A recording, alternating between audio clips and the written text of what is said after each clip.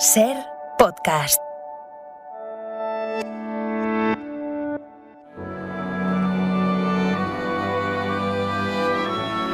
Aquí comienza Sucedió una noche colección, una antología del programa de la SER dedicado al cine clásico. I wanna hide from the sun, I wanna live in the dark, I wanna go to the movies.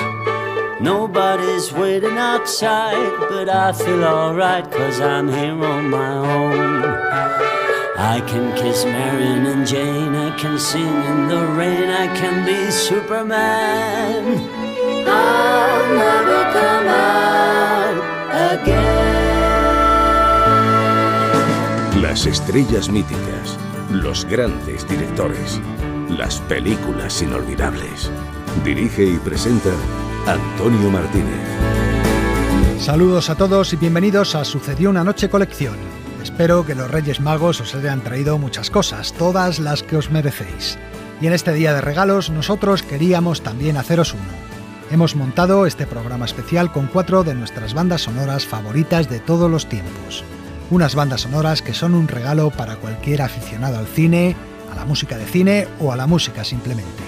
Os hemos preparado 4 reportajes sobre las bandas sonoras de Chinatown, Memorias de África, París, Texas y Espartaco. Eso sí que es música, se lo digo yo. Es verdad, George tiene buen oído.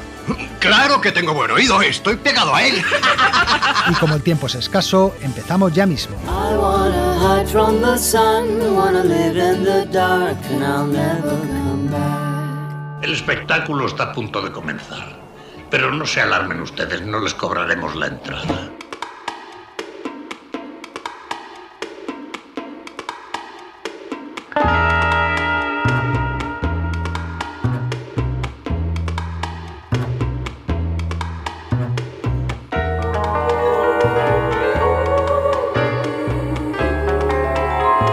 Y ahora vamos a empezar con la banda sonora de un clásico de los años 70. La dirigió Roman Polanski en el año 1974 y Jerry Goldsmith le puso música. Os estamos hablando de Chinatown.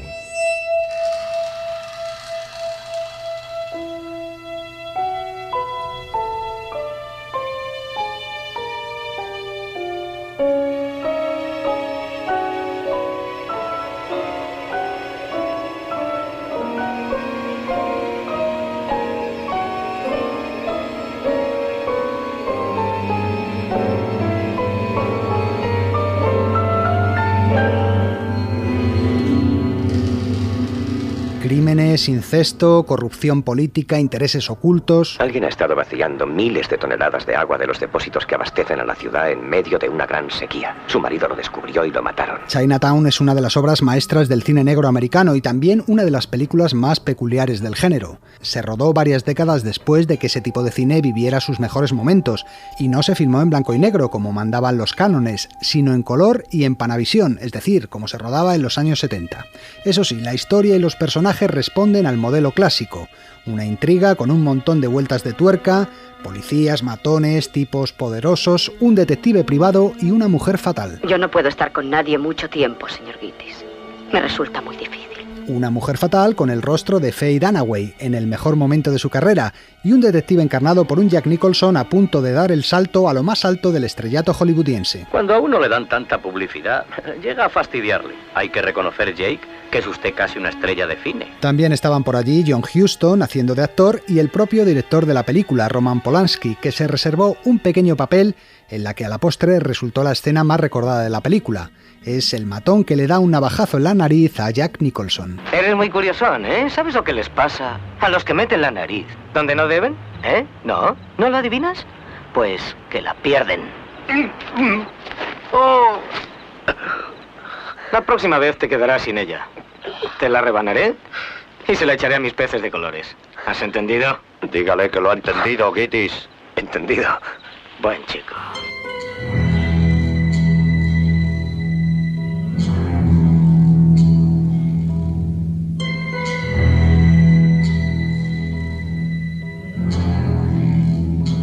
Chinatown cuenta la historia de un detective privado que trabaja en Los Ángeles en los años 30.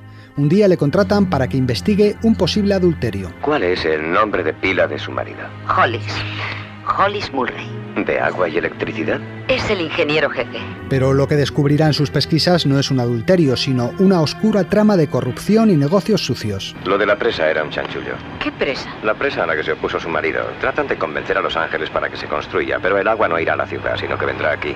¿Al valle? Presionan a los campesinos para que abandonen sus tierras y se las compran por 4 cuartos. ¿Se imagina usted lo que llegarán a valer estos campos contando con un buen caudal de agua? ¿Y Hollis lo sabía? Por eso lo asesinaron. El guión se basaba en hechos reales. El personaje cuyo asesinato da el pistoletazo de salida para la trama se inspira en William Mulholland, el ingeniero responsable de la canalización del agua de Los Ángeles y la persona que dio nombre a la famosa Mulholland Drive, la carretera que dio título a la película de David Lynch.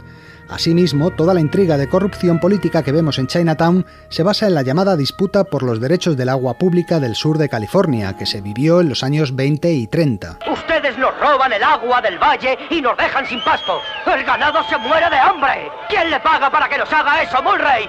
¡Es lo que quisiera saber! Uno de los puntos fuertes de la película es precisamente la recreación de la atmósfera de Los Ángeles en los años 30, a lo que contribuyó decisivamente la fotografía en color de Joe Alonso. Anda, amiguete, échame una sonrisita muy grandota. Saldrás muy agraciado.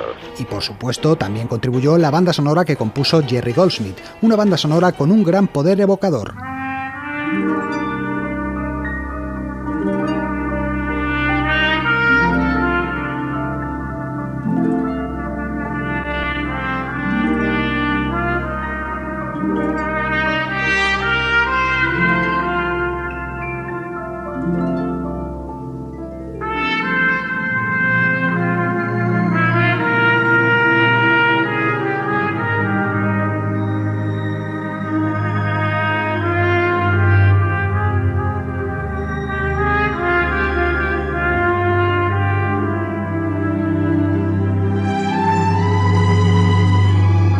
Este es el tema central de la película, una melodía llena de misterio y seducción que describe tanto el ambiente sombrío de la trama como la relación entre el personaje de Nicholson y el de Faye Dunaway. ¿Se acuesta usted con ella? Vamos, señor Hitz, no tiene que pensar mucho para acordarse de eso. Si quiere una respuesta a su pregunta, tendré que encargar a uno de mis hombres que me siga la pista. Un tema dominado por el sonido de la trompeta. Seguramente usted cree que sabe lo que lleva entre manos, pero en realidad no lo sabe. ¿Le parece gracioso? Sí, porque Jerry Goldsmith sabía muy bien lo que se hacía y por eso pidió que fuera Owen Rassi, el trompetista más importante salido de los estudios de Hollywood, el que tocara el instrumento en la grabación, en una pieza que se ha convertido desde entonces en un estándar del jazz, siendo versionada por decenas de intérpretes. Rassi contaba en una entrevista la única instrucción que le dio Goldsmith. Me dijo que tocara sexy, pero que no pensara en sexo normal, sino en sexo enfermizo, sexo morboso. Este tema central inunda toda la banda sonora, apareciendo una y otra vez, mezclándose con otras melodías.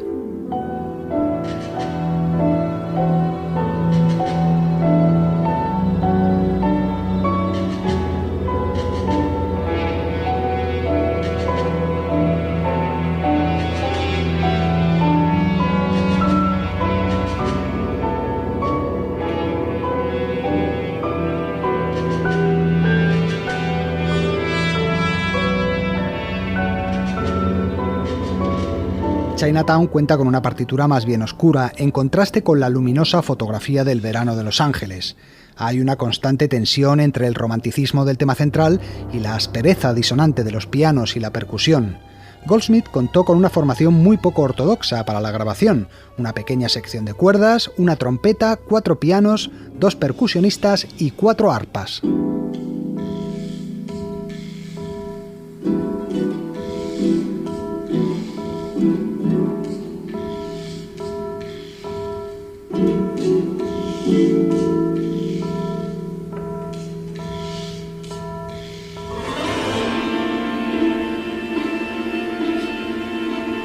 Sorprende saber que el músico solo dispuso de 10 días para componer la banda sonora. En fin, veremos qué se puede hacer. Al parecer Polanski quería a su compatriota Bronislaw Kaper como músico de la película, pero el estudio le impuso a Philippe Lambreau.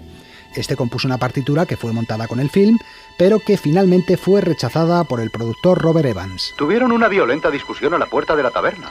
Le oí decir no sé qué de... el kit de la cuestión. El kit de la cuestión era que la película había recibido muy malas críticas en un pase previo que se había hecho antes del estreno oficial, y el productor culpaba de ello a la banda sonora de Lambreau, una banda sonora extraña y enervante, según decía él. Así que Lambrot fue despedido. La fecha del estreno se acercaba, solo faltaban unos días y por eso decidieron recurrir a un valor seguro como era Jerry Goldsmith. Curly, ¿sabe usted cuántos años llevo en este oficio? Desde mediados de los años 60 y hasta casi finales de los 80, Jerry Goldsmith se disputó con John Williams el trono de la banda sonora. Williams era más popular, Goldsmith, en cambio, gozaba de mayor prestigio entre los críticos. Su mayor virtud era saber adaptarse a todos los géneros y a las exigencias de la película, yendo desde el jazz a las grandes obras sinfónicas, pasando por la música folk, étnica o electrónica. Goldsmith es probablemente el compositor más ecléctico y versátil de la historia del cine. Muchas de sus bandas sonoras presentan un estilo tan opuesto que parecen compuestas por autores diferentes.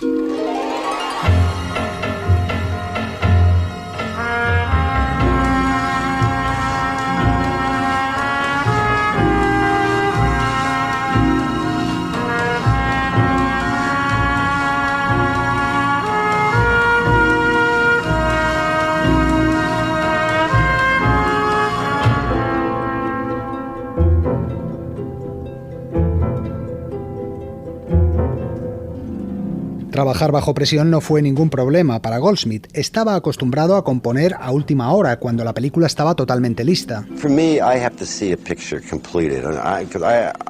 Yo tengo que ver la película completa. Me gusta reaccionar ante ella como lo hace el público. De ahí extraigo mis emociones y mi motivación. El guión no me dice nada porque el director no ha puesto aún su marca personal en la historia. Una de las decisiones que tomó fue que la película tuviera muy poca música. Lo menos posible. Es lo que se hace en el barrio chino. La película dura más de 2 horas, pero solo suena música en 25 minutos de su metraje. Todos los diálogos suenan limpios, sin música de fondo, y Goldsmith guarda su fuego de artillería para los momentos clave. A pesar de la brevedad de la partitura, esta intensidad y concentración fue bien valorada por la Academia de Hollywood, que la nominó al Oscar. Para mí significa mala suerte. ¿Por qué? Nunca sabe uno lo que va a ocurrir. Igual que contigo. En efecto, Goldsmith nunca tuvo mucha suerte con los premios. De 18 nominaciones que obtuvo a lo largo de su carrera, solo se llevó a casa una estatuilla por La profecía. Aquel año volvió a ser derrotado en la gala, esta vez por Nino Rota y Carmine Coppola, que se llevaron el Oscar por El Padrino segunda parte.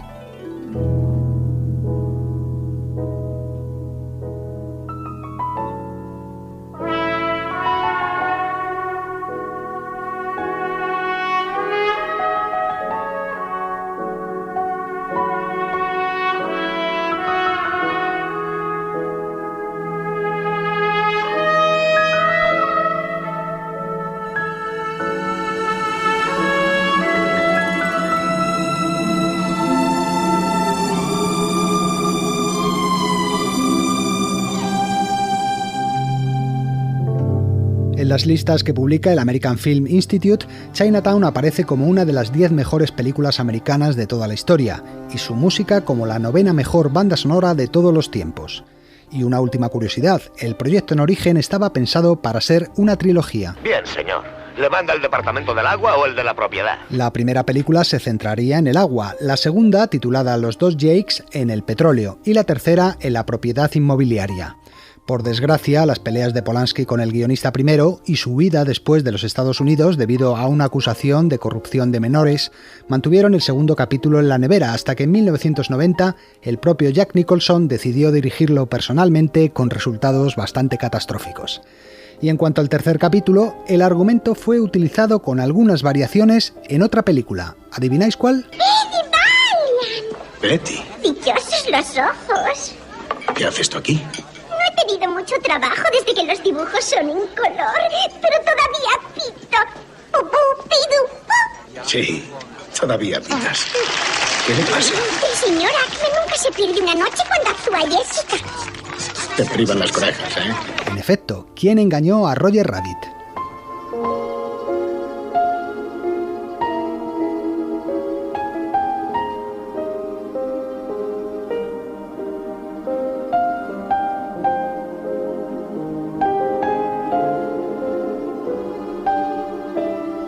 Sucedió una noche. El cine clásico en la SER.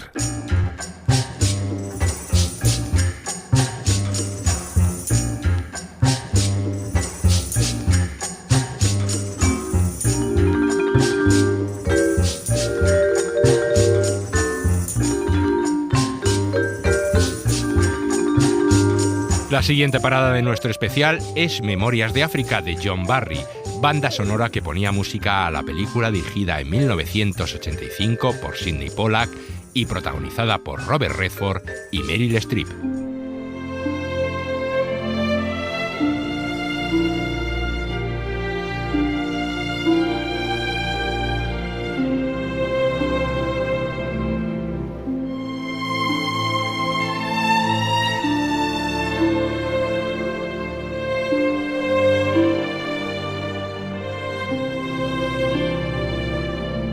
Memorias de África es una banda sonora con propiedades curativas. Tiene la capacidad de mejorar cualquier estado de ánimo.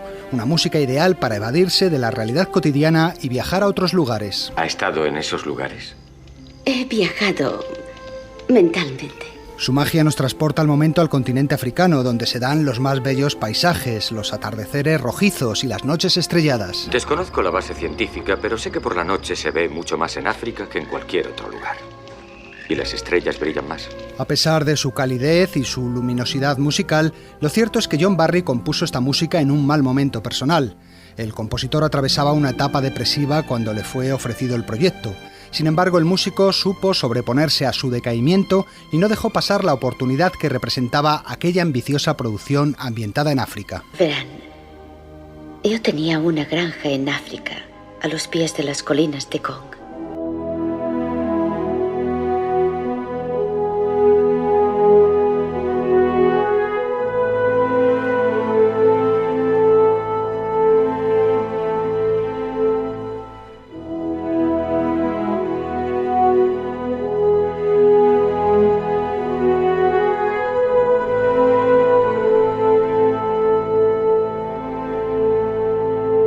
Tras un breve prólogo, un cartel nos sitúa en Kenia en el año 1913 y vemos un tren que cruza la sabana. En uno de los últimos vagones, Meryl Streep, de pie, contempla el paisaje. John Barry. Creo que la escena inicial del tren y el plano de Meryl al final del vagón fue el punto de partida de toda la banda sonora, porque como compositor siempre vas buscando una referencia en la que apoyarte, algo que provoque la inspiración. Si hubiese sido un plano únicamente del tren atravesando la sabana, la música hubiese acabado siendo básicamente descriptiva, pero al tenerla a ella allí con esa expresión de mujer feliz y enamorada, esa imagen se convirtió en el punto de partida. Es el corazón de la banda sonora. La música se vuelve emotiva y no descriptiva, porque intentas transmitir la belleza del lugar tal y como la percibe ella a través de su mirada. Casi toda la música de Memorias de África encuentra su inspiración en el personaje de Meryl Streep, de ahí su delicadeza y romanticismo, la soledad que sufre por la ausencia del marido. ¿Dónde está el barón Blixen? Marcha de caza, Sabo. ¿Ha dicho cuándo volvería? Dice que viene antes de lluvias. ¿Crees que hoy va a llover? Aún muchos días antes de lluvias, Sabo. El amor que encuentra al fin en la persona del cazador Robert Redford. Podrías haber pedido permiso. Ya lo hice. Y ella me lo dio. Y cómo deberá aceptarle tal y como es, porque el estar de paso es el verdadero sentido de la vida de este hombre. Cuando te vas, no siempre te vas de safari, ¿verdad? No. Te vas para no estar aquí. No he querido molestarte. Pues lo has hecho. Karen, estoy contigo porque he elegido estar contigo. No quiero vivir como los demás piensan que hay que vivir. No me pides que lo haga. No me gustaría descubrir un día que estoy al final de la vida de otra persona.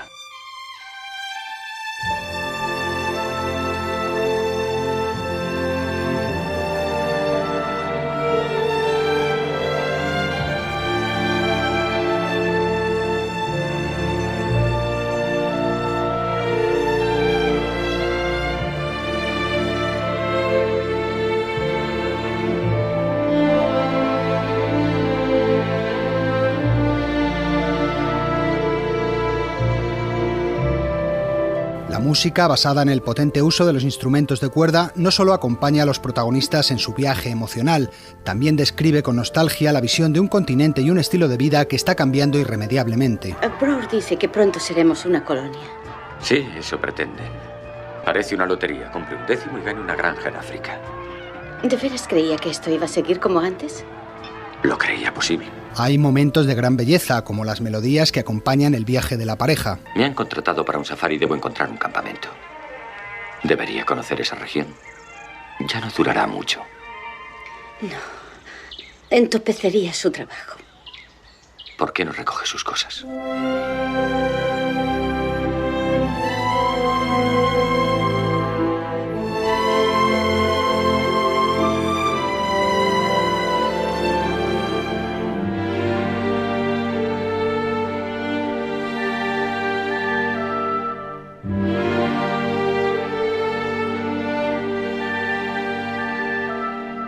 Música envolvente, nostálgica y hermosa, donde incluso hay canciones de baile. ¿Quieres ayudarme? Sí. Entonces baila conmigo.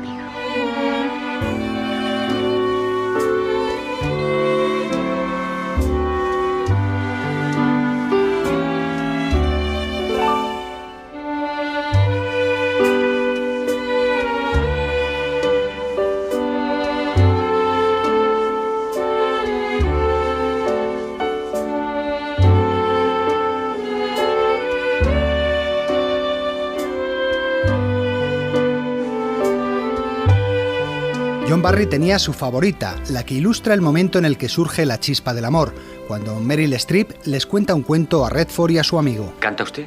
Nunca. ¿Sabrá contar un cuento? Creo que soy buena contando cuentos. Estoy convencido. It's not a long sequence. I think it's probably about a minute, 20 seconds. Es una secuencia corta, dura apenas 1 minuto y 20 segundos, pero la música transmite la sensación placentera de esas personas tranquilas y relajadas tras la cena, escuchando el cuento. Escribí una especie de vals al viejo estilo. La escena transmite algo de nostalgia, una clase de recuerdo, y para ello no hay nada mejor que un simple piano.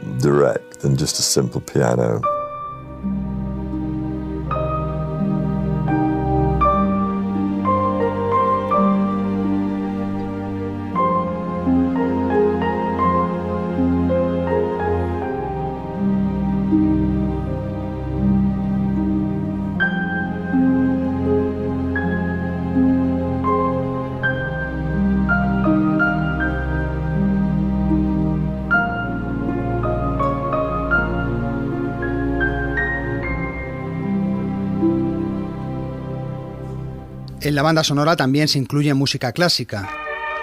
Mire, por fin han hecho una máquina realmente útil. Escuche. Varias piezas de Mozart que el personaje de Robert Redford escucha en un gramófono, como también lo escuchan los animales. Increíble. Nunca habían oído música y les gusta Mozart. El propio John Barry seleccionó estas piezas, así como varios cantos tradicionales africanos que suenan a lo largo de la película. Uno de ellos utilizado magistralmente por el compositor para informarnos del accidente mortal de Redford, cuando sobre la imagen de una puesta de sol la canción se interrumpe bruscamente.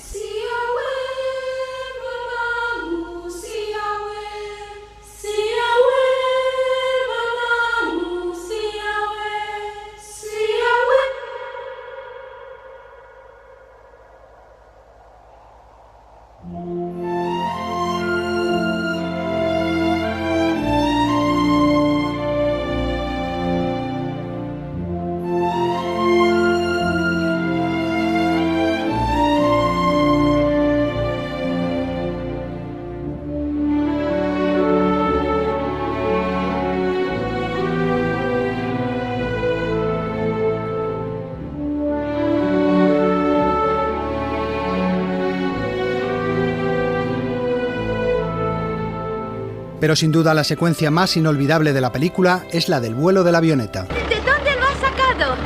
¡De Mombasa! ¡Sube! ¿Cuándo has aprendido a volar? ¡Ayer!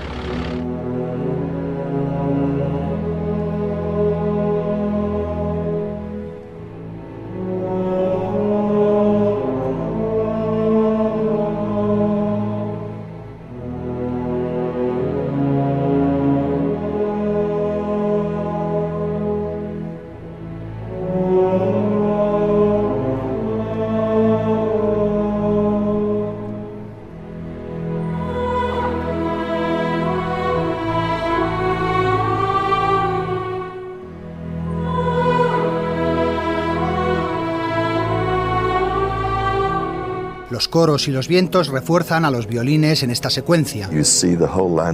Ves ese inmenso paisaje africano y el avión ahí sobrevolándolo minúsculo como si fuera un mosquito. Por eso decidí comenzar con un coro. Sidney Pollack pensaba que le iría mejor una música más triunfante, pero yo sentía la escena como algo espiritual. La avioneta vuela sobre un paisaje de infinita belleza. Las aves posadas en el agua se dispersan cuando el aparato pasa en vuelo rasante sobre ellas. Los amantes se agarran de la mano y entonces rompe el tema principal con su reconocible melodía.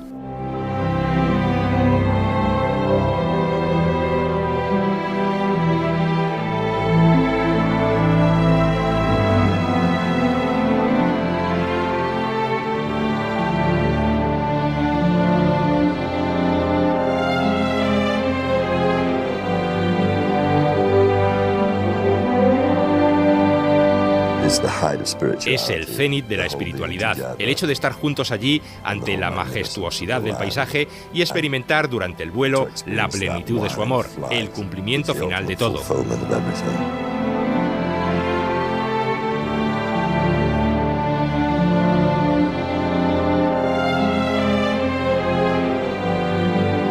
Con Memorial de África, John Barry ganaría el cuarto Oscar de su trayectoria. And the winner is John Barry for Out of Africa. El compositor había superado su depresión y estaba en el cenit de su carrera. Curiosamente, poco tiempo después, la ingestión de una sustancia dañina que le rompió el esófago le llevaría al borde de la muerte y a otra etapa crítica de su vida que superaría también con la creación de otra obra maestra, Bailando con Lobos.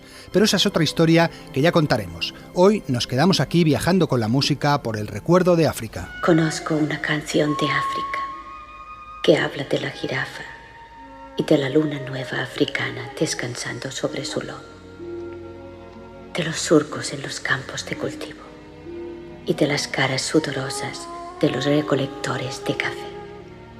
¿Acaso conoce África una canción que hable de mí?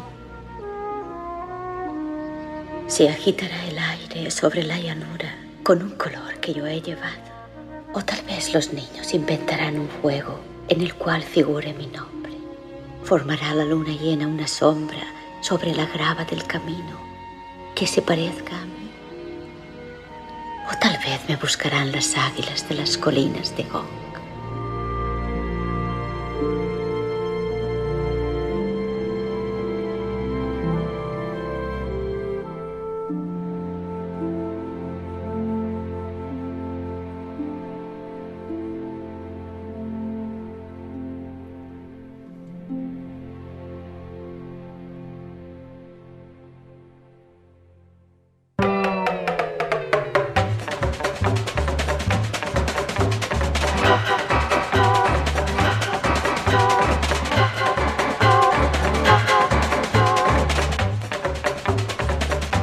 La banda sonora que viene ahora pertenece a una de las películas de culto de los años 80. Ganó la Palma de Oro en el Festival de Cannes de 1984. Está dirigida por el alemán Wim Wenders y protagonizada por Harry Dean Stanton, Nastasia Kinski y Dean Stockwell. Nos referimos a París, Texas.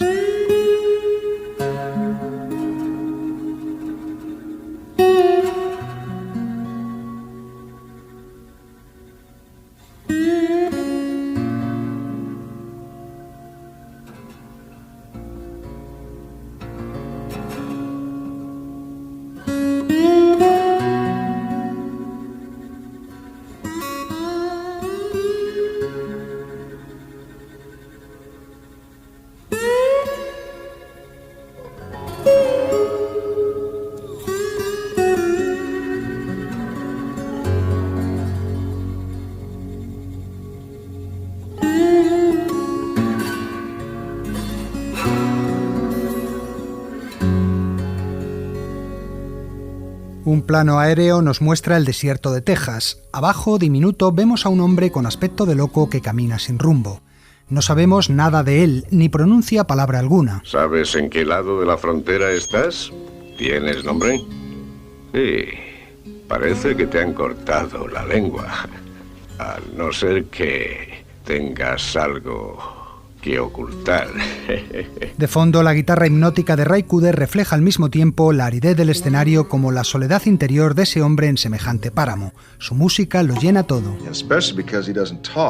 Especialmente porque él no habla. La música debe hablar por él, y eso es lo que hace. Paris, Texas es la historia de un hombre desorientado que no recuerda apenas quién es. Un día perdió todo lo que amaba y el shock le dejó catatónico. Ahora, hallado en el desierto, su hermano le recoge y consigue poco a poco que su memoria se recomponga. Solo así podrá iniciar el viaje hacia el pasado con intención de rescatarlo. ¿Te acuerdas de tu hijo? Hunter está con nosotros. Ha estado viviendo con Anne y conmigo desde que desapareciste. No sabíamos qué hacer con él, así que nos lo quedamos. No sabía nada de ti ni de Jane. Hicimos todo lo posible por encontraros a cualquiera de los dos. Intentamos localizarla, pero también había desaparecido.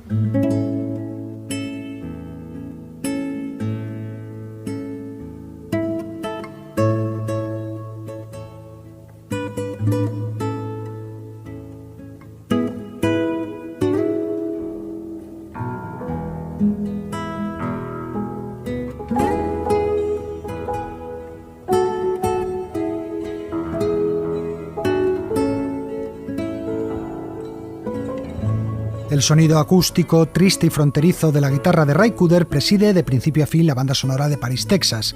Es una música de engañosa simplicidad, pero que describe como ninguna la soledad de los desiertos y sus silencios. ¿Dónde estamos? ¿Por qué has cambiado de carretera? No sé dónde me desvié. No tenía nombre. Me parece fenomenal. Estamos en medio del desierto de Mojave en un sitio que no tiene nombre. Y no solo de los desiertos, también de las autopistas sin calles de Los Ángeles, los moteles baratos y los suburbios poco transitados. Un paisaje inhóspito que coincide con la desolación interior que viven los personajes. He traído a Hunter conmigo. ¿Quieres verle? Sí. Deseaba tanto verle que incluso no me atreví a imaginármelo. ¿Por qué no se quedó contigo, Jane? No podía, Travis. No tenía lo que él necesitaba. No quería utilizarle para llenar mi vacío.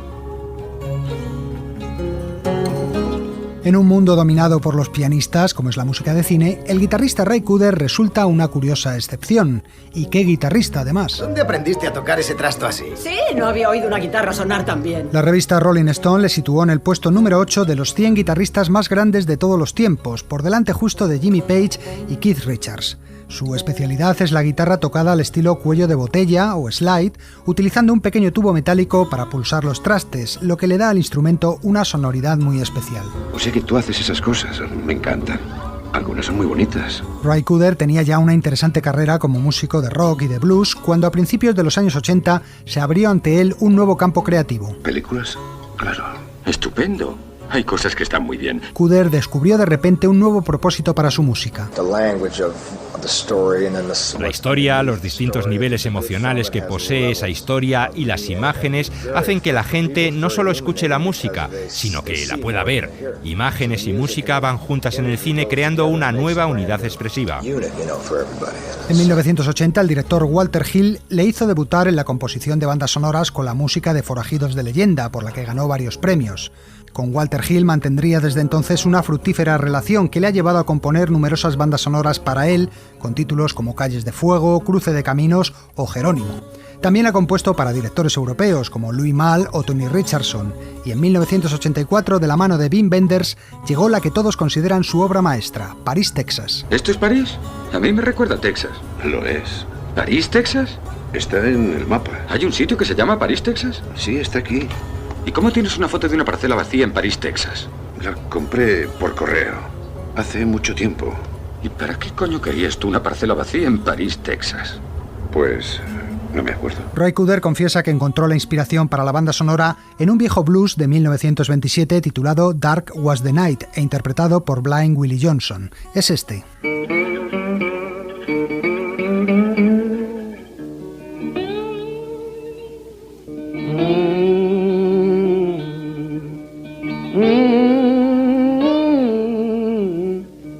Blind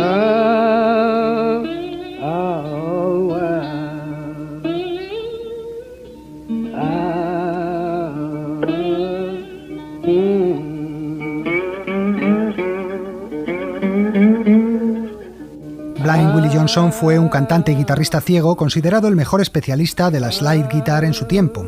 Para Ray Cooder, su golpeo desgarrador y chirriante de la guitarra sugería a la perfección las emociones que destila la película. Un hombre con mucho sentido común dijo: el blues no es más que un hombre que se siente mal.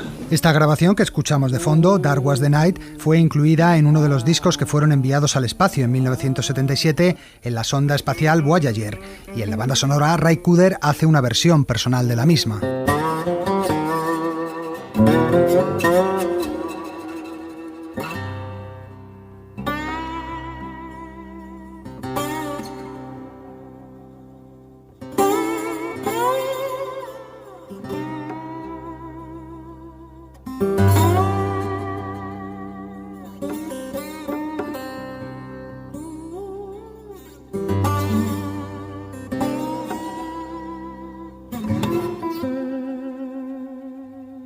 En la banda sonora de París, Texas, no solo hay instrumentales, también se escucha una canción.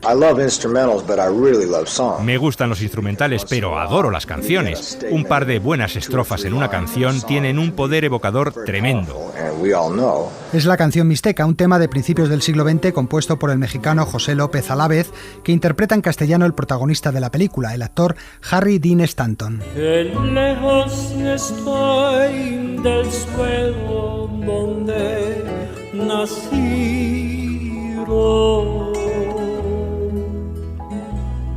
intensa nostalgia inundar mi pensamiento.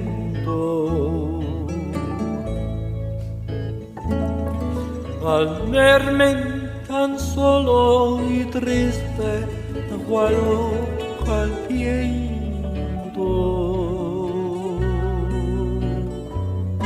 quisiera llorar, quisiera morir de sentimiento. El disco incluye también entre sus cortes la escena clave de la película. ¿Es esta tu primera visita? Sí. Oh. Entonces todo este tinglado te parecerá algo extraño. Te das cuenta de que yo no te veo a ti y sin embargo tú a mí sí. En el último tramo del film, Harry Dean Stanton encuentra finalmente a su mujer, una maravillosa Anastasia Kinski, que ahora trabaja en un peep show. ¿Puedo contarte una cosa? Claro, lo que quieras. Es un poco largo. Tengo tiempo de sobra. Es entonces cuando descubrimos lo que realmente pasó a través del relato del protagonista. La escena dura más de 8 minutos y el monólogo de Harry Dean Stanton, con la guitarra de fondo de Ray Cooder, suena casi como una canción. And then one night, she told him that she was pregnant. She was about 3 or 4 months pregnant, and he didn't even know. And then suddenly everything changed. He stopped drinking, got a steady job. He was convinced that she loved him now because she was carrying his child. París, Texas, como decíamos al principio, ganó la Palma de Oro en Cannes y se convirtió enseguida en una película de culto. Ray Cooder volvería a trabajar con Wim Wenders en otras películas como El final de la violencia o el documental Buenavista Social Club, pero nos hemos dejado para el final el tema principal de la película, una melodía sugerente que en España resulta muy conocida ya que se convirtió en sintonía del programa televisivo Documentos TV.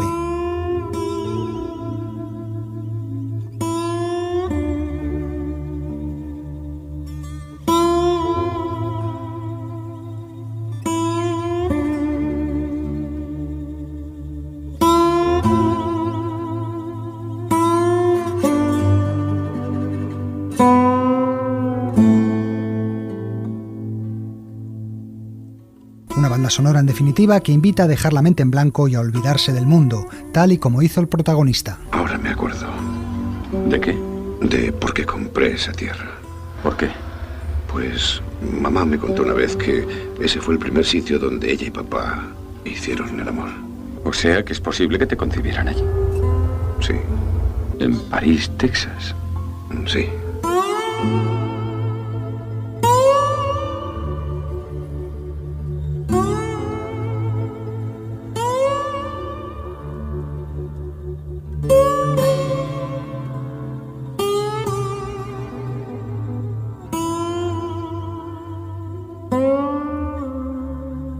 Sucedió una noche. El cine clásico en la SER.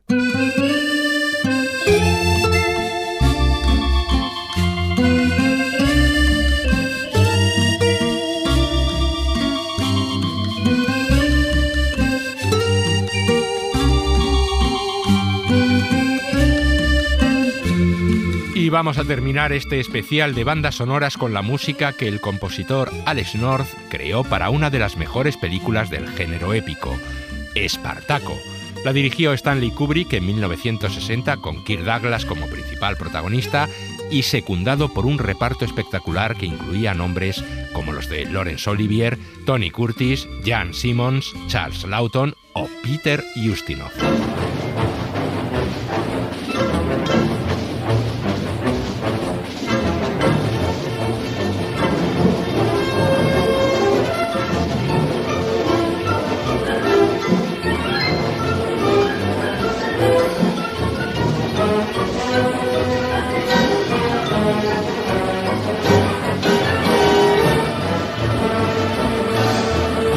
A mediados de los años 50, los estudios de Hollywood se embarcaron en la filmación de grandes superproducciones épicas a fin de plantarle cara a la nueva competencia que suponía la televisión. Ben-Hur o Los 10 Mandamientos son los ejemplos más característicos de esta moda. Sin embargo, hubo directores como Stanley Kubrick que supieron combinar el espectáculo propio del peplum con una mayor profundidad psicológica de los personajes y lograr así que Espartaco pueda considerarse también una película de autor. Stanley Kubrick. Creo que a pesar del trastorno financiero que la televisión ha causado al cine, ha planteado a la vez un reto estimulante que nos obliga a hacer películas con mayor sinceridad y mayor atrevimiento. En realidad, el director originalmente elegido por la Universal fue Anthony Mann, y fue él quien rodó las primeras escenas de la película. Sin embargo, pronto quedó claro que no se entendía con Kirk Douglas. No parece que el nombramiento te entusiasme. Douglas no solo era el protagonista, sino también el productor del film, así que exigió su sustitución por Kubrick, con quien había trabajado muy a gusto en la película Senderos de Gloria. ¿Quieres aceptar este honor? Lo aceptaré orgulloso si es todo el Senado el que realmente fía en mí. Kubrick, como decíamos, supo ir más allá de la épica y añadió a Espartaco un lirismo muy particular y un claro mensaje ideológico: la libertad como máximo anhelo del ser humano. Sin embargo, a veces, incluso cuando estás durmiendo a mi lado, me siento muy solo. Imagino entonces que hay un Dios para los esclavos y le pido que... ¿Qué le pides? Le pido que nuestro hijo pueda nacer libre. Peter Ustinov. Su gran virtud es que es la única película de su clase en la que no sale Jesucristo ni hay rastro de cristianismo. Hay fe, sí, pero no religión. Solo por eso había que premiar a Kirk Douglas, por su valor. Hacer una película épica sin Jesucristo y con Kubrick tiene mucho mérito.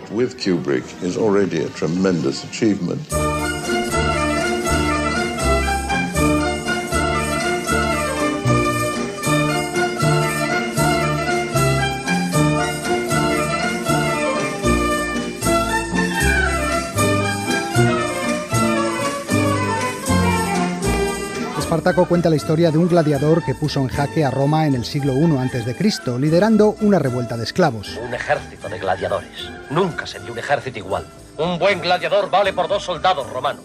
Venceremos a las legiones que nos ataquen si nos lo proponemos. Para eso haría falta un gran ejército. Pues lo tendremos. Iremos libertando a cuantos esclavos encontremos a nuestro paso. ¿Quién formará ejército más numeroso? En Espartaco hay acción, peleas y batallas, pero también emoción y romance.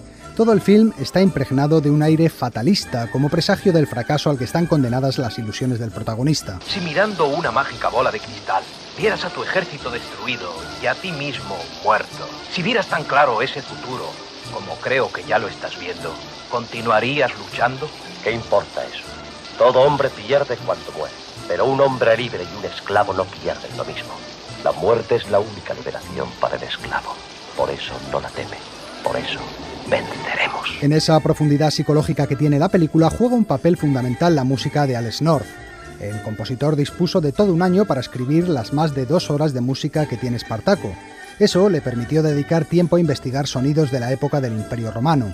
También fue una de las primeras bandas sonoras del cine americano en utilizar gran cantidad de instrumentos exóticos, como la quítara griega, el sarrusfón o la ondiolina, un instrumento electrónico que tuvo que importar de París porque no había ninguno en Estados Unidos. ¿Es asunto de vital importancia para ti? Sí.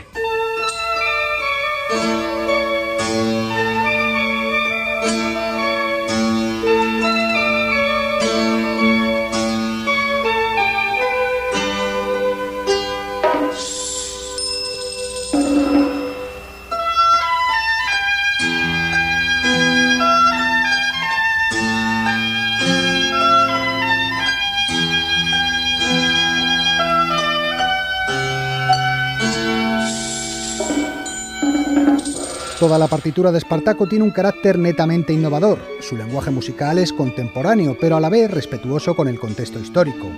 En el documental sobre música de cine, El arte de la colaboración, Steven Spielberg y John Williams la eligen como prototipo de banda sonora renovadora y eficaz al mismo tiempo, y ponen como ejemplo la escena del duelo a muerte entre Espartaco y el gladiador negro. Steven Spielberg.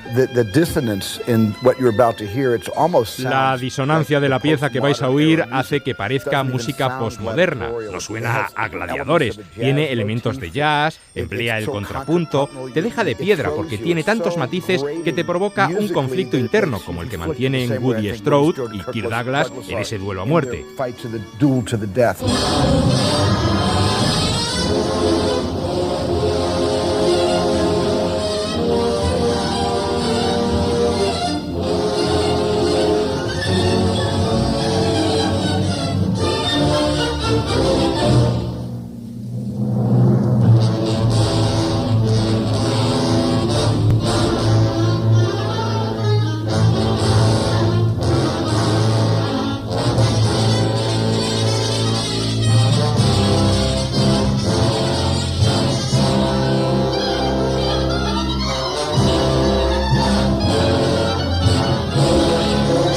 John Williams. Esa especie de primitivismo mezclado con un vocabulario armónico y rítmico tan original era nuevo en el cine americano y creo que es un ejemplo excelente de por qué Espartaco tiene una de las mejores bandas sonoras que jamás se hayan hecho, sin duda. Pero la banda sonora de Espartaco tiene muchas caras. Supongo que tendrás variedad, ¿no? Sí, inagotable. En efecto, resulta muy variada en temáticas y ritmos. Y sin un solo redoble de tambor. Todo lo contrario, es una partitura dominada por la percusión y los metales, algo que ya se aprecia en los títulos de crédito, donde suena el tema central de Aire Marcial como anticipo de las grandes escenas de batalla que veremos.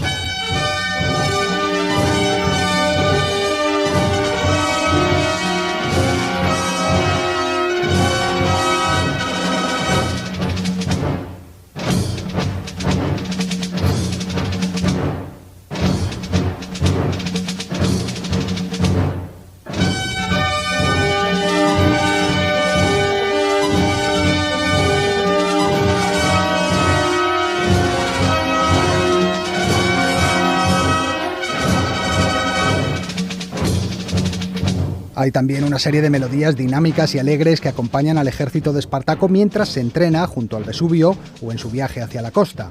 Estas melodías recuerdan incluso al sonido característico del western. ¿Cómo van? Bien. Con otros 1000 podríamos marchar sobre Roma. ¡Repetid el ejercicio! ¡Vamos!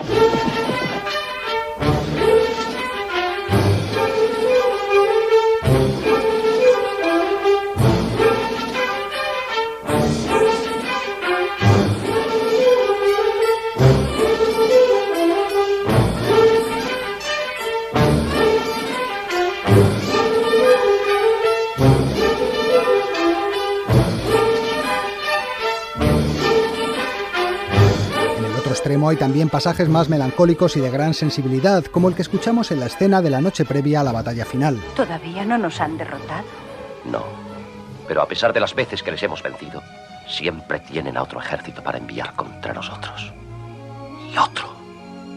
Varinia es como si hubiéramos empezado algo que no tiene fin. Pero si algún día termina, valdrá la pena.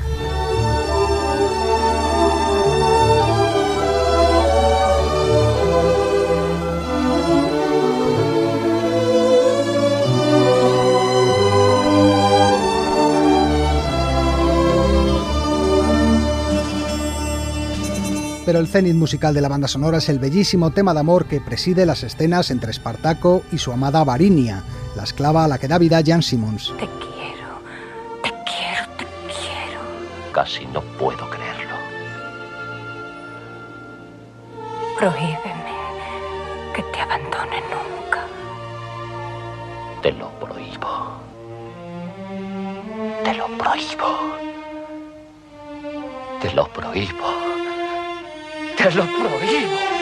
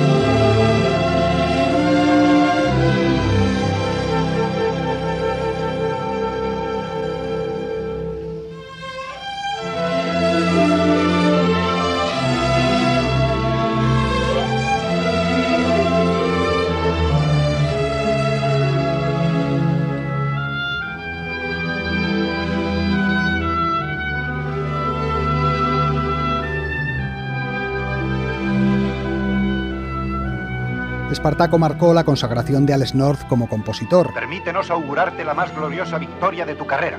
¡Salve! El hombre que había ayudado a introducir el jazz en la música de cine con un tranvía llamado Deseo, o mostrado su talento para ambientar dramas sociales como La Rosa Tatuada, se revelaba ahora como un especialista del género histórico, como confirmaría en los años siguientes en otras grandes superproducciones como Cleopatra, El Tormento y el Éxtasis o Las Sandalias del Pescador. Para muchos, Espartaco es su gran obra maestra, una partitura colosal para una película modélica e inolvidable, de esas que nunca más volverán a hacerse. Eso fue lo maravilloso. Ver a los esclavos alzarse del suelo y levantar sus cabezas con orgullo. La canción en los labios, erguidos, alegres salvando montañas y valles, confiando en un futuro.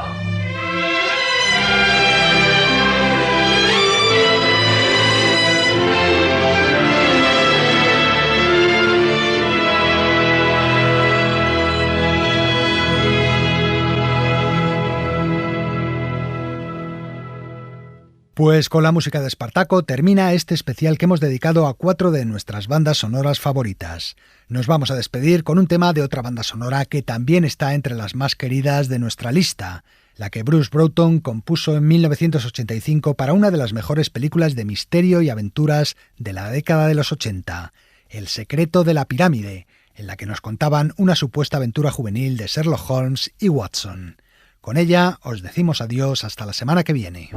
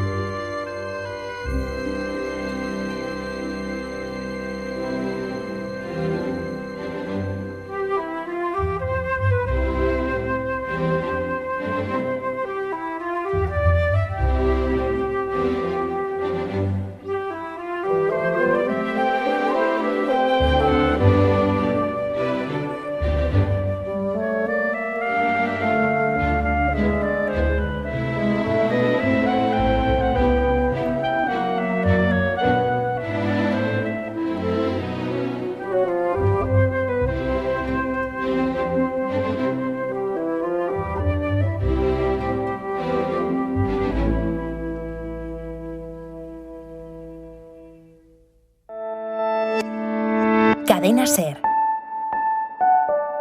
La radio.